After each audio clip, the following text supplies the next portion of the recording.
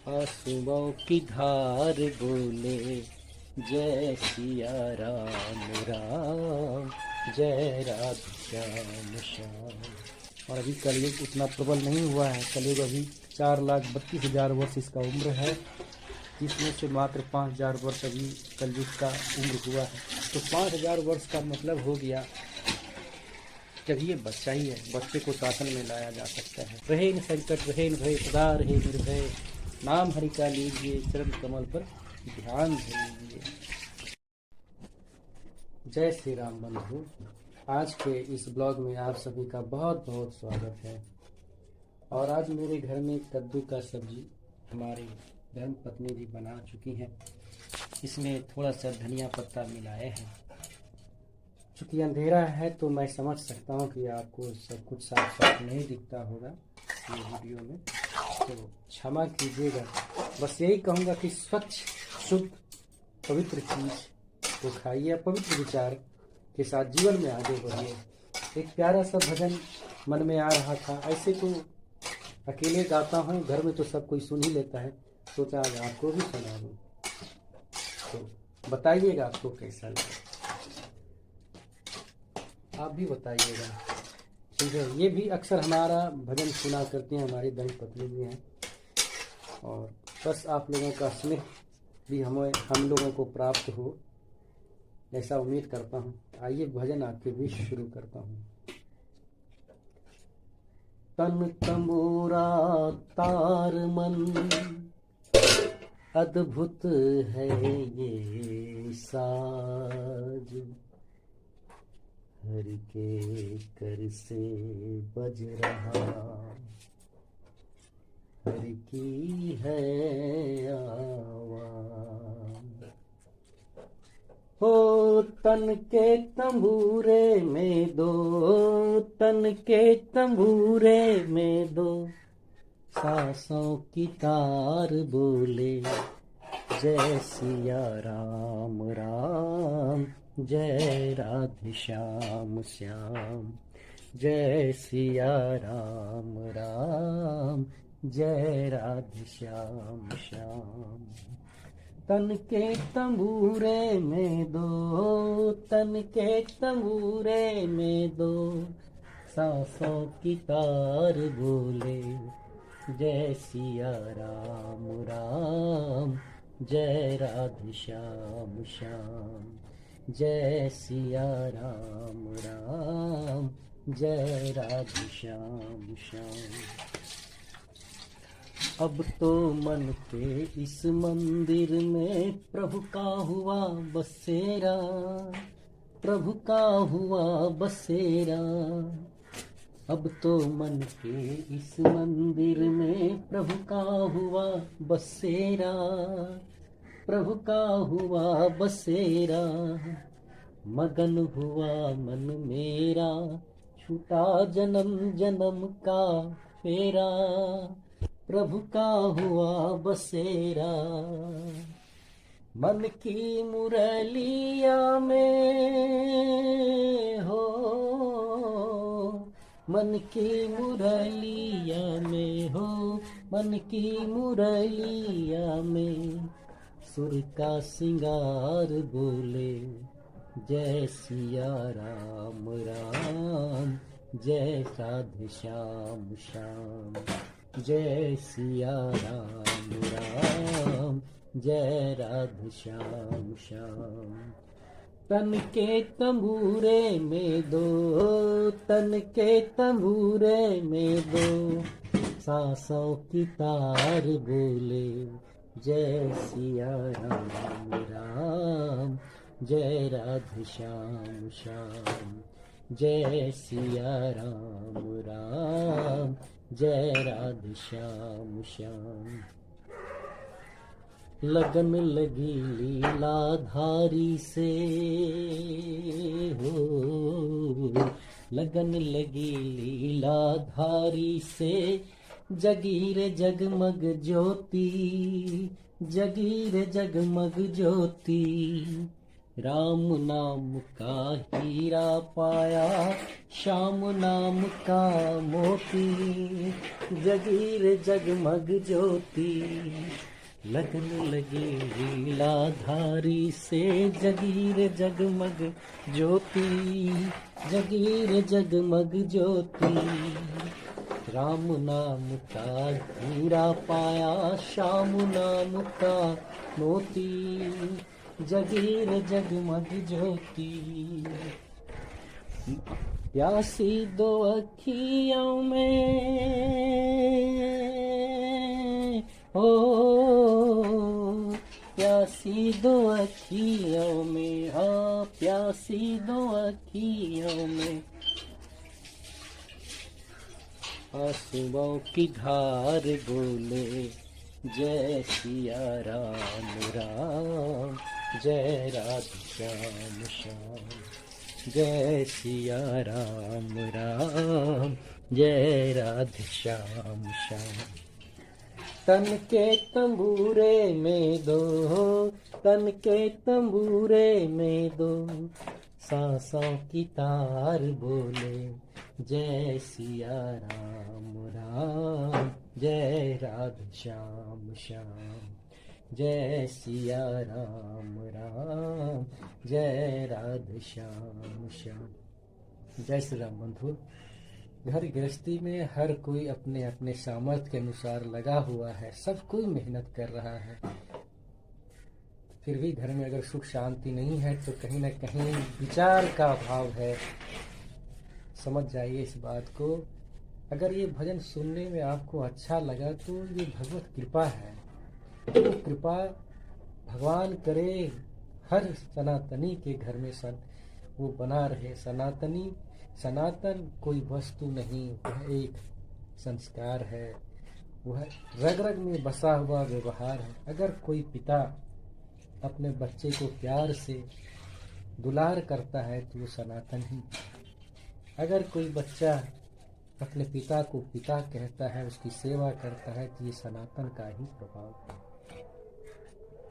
जो भी हो, जैसे भी हो, अच्छे बातों का, अच्छे संस्कारों का संवर्धन कैसे हो जीवन में, ये कैसे बढ़ेगा? ये तभी बढ़ेगा बंधु जब हम सनातन को पूरी तरीके से समझेंगे, उसके ग्रंथों का अवलोकन करेंगे, पढ़ेंगे, चिंतन करेंगे, मनन करेंगे, तभी होगा, अन्यथा ये होने वाला नहीं है।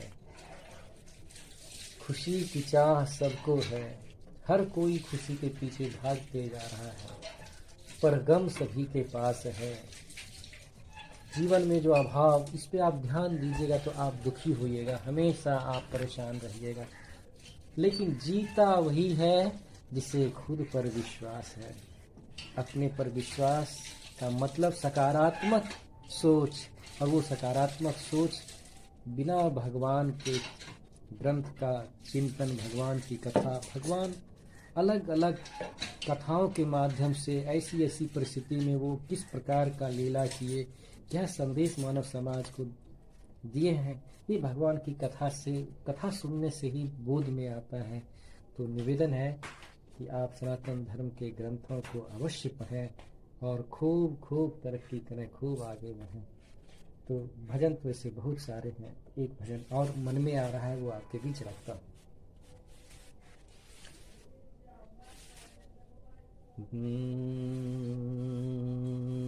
श्री राम श्री राम राम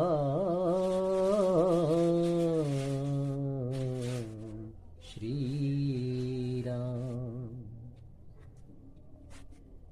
मेरे सिर पर सीताराम, फिकर फिर क्या करना। भगवान कण कण में है बंधु। अंग्रेजी में भी कहा जाता है there is a god in every atom. कण कण में भगवान है। ये हम लोग बोलते हैं क्या इस चीज को महसूस करते हैं? तो देखिए हर जगह सीताराम जी हैं। मेरे सिर पर सीताराम, फिकर फिर क्या करना, क्या करना, क्या करना, फिकर फिर क्या करना। फिकर फिर क्या करना। अगर भाई मनमानी करोगे, नहीं शरणागत पीर हरेंगे। अगर भाई मनमानी करोगे, नहीं शरणागत पीर हरेंगे। होगा विरद बदनाम, फिकर फिर क्या करना, फिकर फिर क्या करना। कुछ बातें मन में आ रहा है जो मैं आपके बीच रखने जा रहा हूँ। हमारे आपके एक दो नहीं कोटि कोटि करोड़ों जन्म हो चुके हैं, और हर जन्म में पुण्य और पाप जो हम लोगों ने कमाया है उसका एक बहुत बड़ा गोदाम रखा हुआ है। जब ये जीवन मिला, ये शरीर का रचना जब विधाता किए, तो उससे पहले उस गोदाम से कुछ पुण्य और कुछ पाप को लेकर के इसके भाग्य का निर्माण किया, जो हर व्यक्ति को भोगना पड़ता है। और जीवन में यदि भजन इतना उत्तम हो जाए, इतना आगे हो जाए, इतना प्रबल हो जाए, तो प्रारब्ध में जो बुरे प्रारब्ध हैं वो भी कट जाता है बंधु। लेकिन ये आसान नहीं है, प्रायः जीवन में भोगना पड़ता है। उतना उत्तम भजन कोटि का, उतनी एकाग्रता, उतनी निष्ठा बड़ी मुश्किल है। भगवान की कृपा हो जाए, विशेष कृपा हो जाए, और भगवान की विशेष कृपा हर जीव पे ही निर्भर करता है। जीव अगर सरल हो जाए, जैसे कहता है तन मन धन प्रभु सब कुछ है तेरा, ये तो कहने मात्र का, और ये अगर इसमें कोई नाटक नहीं, अगर ये वास्तविक तन मन धन सब कुछ प्रभु का अगर आप हवा कर दें, तो उसी समय भगवत कृपा का अनुभव होने लगता है। तो हमारे जीवन में ये घटना घटता है कि जब हम कोई अच्छा कार्य करते हैं, तो ये जो शरीर रचा गया, इसके पीछे जो अच्छे बुरे प्रारब्ध हैं, तो विधाता कहते हैं सबसे पहले बुरे प्रारब्ध इनके जीवन में ला करके कहानी खत्म करो, क्योंकि भक्त को अंत में सुख देना है और पूरा जीवन सुखमय कर देना है। तो जब भाई आप भजन करेंगे, धर्म को पकड़ेंगे, तो आपके जीवन में कष्ट का अंबार लग जाएगा, क्योंकि जितने भी भाग्य में कष्ट हैं, जितने भी बुरे प्रारब्ध हैं, वो सब एक एक करके आपके आगे आते जाएंगे, और आपको असफलता, तिरस्कार, अपमान, तो ये तो नॉर्मल सी बात है। तो ये आपको मतलब पास करना पड़ेगा। और जब यदि आप भजन करते हैं, तो ये सब चीज़ों से जब निकल जाएंगे, तो जब बुरे प्रारब्ध समाप्त होते हैं, तब भक्त के दिल में अच्छे प्रारब्ध जागृत होते हैं, और उसके बाद वो निरंतर अंत तक चलते रहता है, जब तक जीवन पर्यंत चलते रहता है, क्योंकि पहले का पुण्य और इस जन्म का भजन का प्रभाव उसे माला माल कर देता है, प्रभु के और निकट लेके चला जाता है। और इसके पीछे भी विधाता पहले दुख जो देते हैं, उसके पीछे कारण है वो भक्त को और सबल बनाते हैं। लोग यही समझते हैं कि हम जितने अच्छे करते हैं उतने बदनाम होते जा रहे हैं। अब जस्ट इसका उल्टा देखिए, फिर घटता है समाज में। अगर कोई आदमी अनीति से, व्यभिचार से, धर्म को छोड़ कर अनीतिपूर्वक धन कमाता है, तो उसकी तरक्की होते जाता है। और उसके पीछे मात्र यही कारण है बंधु, इस अनीति के पीछे विधाता सोचते हैं इसके बुरे प्रारब्ध को वो रोक के रखते हैं। पहले उसका पुण्य जो होता है सब उसके आगे ला देता है कि ये अपना पुण्य का भोग कर ले, फिर इसको दंड देना, उसको दंड स्वरूप दंड ऐसा मिलता है कि उसका समूल विनाश हो जाता है बंधु। तो इस तथ्य को समझिए, जीवन में सुख दुख का जो भाग्य है वो तो हर किसी को भोगना पड़ता है। बस भजन प्रबल हो, यही है। भजन अगर अच्छा हो तो सारे बुरे प्रारब्ध सबसे पहले आते हैं और वो चले जाते हैं। भजन अगर प्रबल हो तो उस प्रारब्ध को भी काटा जा सकता है। तो विचार कीजिएगा और बने रहिए हमारे साथ और सपोर्ट कीजिएगा, ताकि सनातन धर्म के कुछ मैसेज जहाँ तक हमसे चल बन करे। तो मैं तो कोई ज्ञानी नहीं, कोई वक्ता भी नहीं, बस मन में आया, शुरू हो गया आपके बीच में। मुझे आपसे, आपके साथ ये बात शेयर करने में मुझे भी आनंद आता है। खैर जो भी हो, भगवान पता नहीं किससे क्या करवाना चाहते हैं। शायद हमारे किसी बात से आपके जीवन में कुछ प्रबलता आ जाए, सबलता आ जाए, आप आगे बढ़ जाएं भजन के मार्ग में, ऐसा भी हो सकता है। और एक भजन आता है, राम बिना राम कहाँ है, सुबह यहाँ तो शाम वहाँ है जी। सुबह दोपहर शाम कहीं ना कहीं अन्यत्र वो घूमते रहता है। सुबह यहाँ तो शाम वहाँ है, राम बिना राम कहाँ है, राम बिना राम कहाँ है, राम बिना राम कहाँ है, राम बिना राम कहाँ है। जय श्री राम। बंधु, अपना और अपने परिवार का ख्याल रखिए, अपने बच्चों का, अपने कर्तव्यों का जरूर ख्याल रखिए। और इसी कामना के साथ अब मैं आपसे विदा लेता हूँ। अब जाऊँगा स्नान करने, काफ़ी लेट हो गया है। स्नान करने के बाद पूजा पाठ भी है। आज एकादशी, घर में आज चावल तो नहीं पकता है। सोचा स्नान सब करके फिर प्रभु का भजन करूँगा, भागवत कथा कुछ पढ़ूँगा और अपने आज के जीवन को सार्थक करूँगा।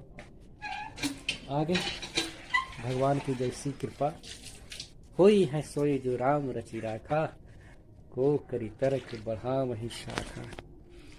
अमी अमूरी में चूरन चारू, समन सकल भवरुज परिवारू। बंदों गुरुपद पदुम परागा, सुरुचि सुबास सरस अनुरागा। राम नाम रटते रहो जब लगी घट में प्राण, कभी तो दीन दयाल के भनक पड़ेगी कान। कभी तो बात बनेगी ही बनेगी। हम लोग उतने स्ट्रॉन्ग या उतनी मजबूती से भक्ति नहीं कर पाते हैं। धर्म पत्नी जी आंगन साफ करने में लगी हुई है, तो थोड़ा उसमें भी हम भी सहयोग कर रहे हैं। तो थोड़ा देख रहे नीचे जमीन पे पानी से ये साफ कर रहे हैं, तो मैं भी थोड़ा सहयोग करता हूँ। अपने जीवन को, अपने लाइफ को आपको दिखाने का कोशिश करता हूँ। बंधु, पढ़ लिख के पैसे से आप धन कमा करके अपनी ज़रूरत को जरूर पूरा कर लीजिएगा, लेकिन आनंद सुख वो बिना भगवान को महसूस किए, उनकी कथा का रसास्वादन किए बगैर आप सच्चे मानव जीवन में जो आनंद मिलना चाहिए आप संसार में नहीं पा सकते। किसी चीज़ को मुझे लगता है कि छोड़ने की आवश्यकता नहीं है। ऐसा नहीं कि घर द्वार छोड़ के भक्ति की जाए। विधाता सबको विशेष कार्य के लिए चुनते हैं, तो गृहस्थी भी भगवान श्री कृष्ण अर्जुन को बार बार महाभारत के युद्ध में गृहस्थ धर्म की व्याख्या करते हुए गृहस्थ में रहते भगवत भक्ति करने का सलाह देते हैं। और कर्म ऐसा है कि अपने कर्तव्यों को किए बगैर भगवान तो यही कहते हैं अपने कर्तव्यों को करो। और कर्तव्य क्या है और कर्तव्य क्या है इसकी समझदारी तो तभी विशेष होगी जब हम अपने सनातन ग्रंथ का अध्ययन करेंगे। आज के अंग्रेजी शिक्षा पद्धति, जो आधुनिक शिक्षा पद्धति है, उससे केवल 2 पैसे कमाए जा सकते हैं, घर में साधन जुटाए जा सकते हैं, लेकिन प्रेम उससे बढ़ जाए ये ज़रूरी नहीं है। उसके लिए ज़रूरी है अपने बच्चों को कम से कम 1 घंटे आधे घंटे जरूर सनातन ग्रंथ को पढ़ाएं, उसे पढ़ें विशुद्ध हिंदी में, जब समय मिले तब और क्या कहें, विशेष भगवान की कृपा, संसार उनकी है, संसार भगवान का है, तो भगवान ही जाने क्या उनका रचा हुआ संसार है जीवों का, किसके ऊपर वो कैसी कृपा करेंगे वो तो प्रभु ही जाने। चलिए, अगर अब आपका ज़्यादा वक्त नहीं लेंगे, अगर ब्लॉग ये अच्छा लग रहा हो तो ज़रूर सपोर्ट कीजिएगा, क्योंकि बस प्रभु की भक्ति के अलावा कुछ जीवन में है नहीं मेरे पास। साधन जितना भी है भगवान का दिया हुआ पर्याप्त है, जितना वो जरूरी समझेंगे उतना तो हर किसी को वो देते हैं। अपना सिर पीटने, सिर ढूंढने से कुछ नहीं होने वाला है। अपनी पात्रता अगर बढ़ेगी तो और ज़्यादा जिम्मेवारी देंगे। बस इतना ही कहेंगे ईश्वर, बस साधन उतना ही दीजिए जिससे आपकी भक्ति हमेशा बनी रहे, वो बढ़ती रहे, वो खंडित ना हो। अगर धन संपत्ति आने से अपवित्रता नष्ट होती हो, भक्ति खंडित होती हो, तो प्रभु बस जिसमें उचित हो,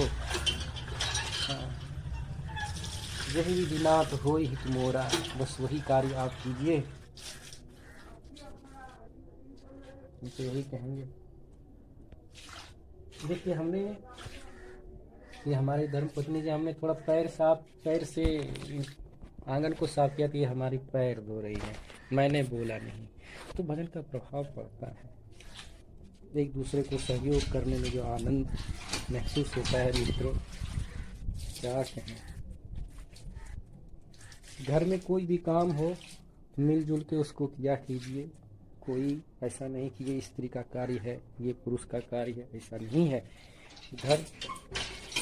घर है, और सारे जो हैं, जितने भी सदस्य हैं, वो सारे उस घर के सदस्य ही केवल मात्र नहीं हैं, एक दूसरे से बंधे हुए हैं, जुड़े हुए हैं। सबका सुख दुख एक दूसरे पर निर्भर करता है। इसलिए ऐसा नहीं कि कोई एक आदमी घंटा काम कर रहा है और कोई दूसरा मज़े में कुर्सी पे या बिछावन पे पड़ा हुआ है, तो वैसे घर में सुख शांति का वास नहीं होता है।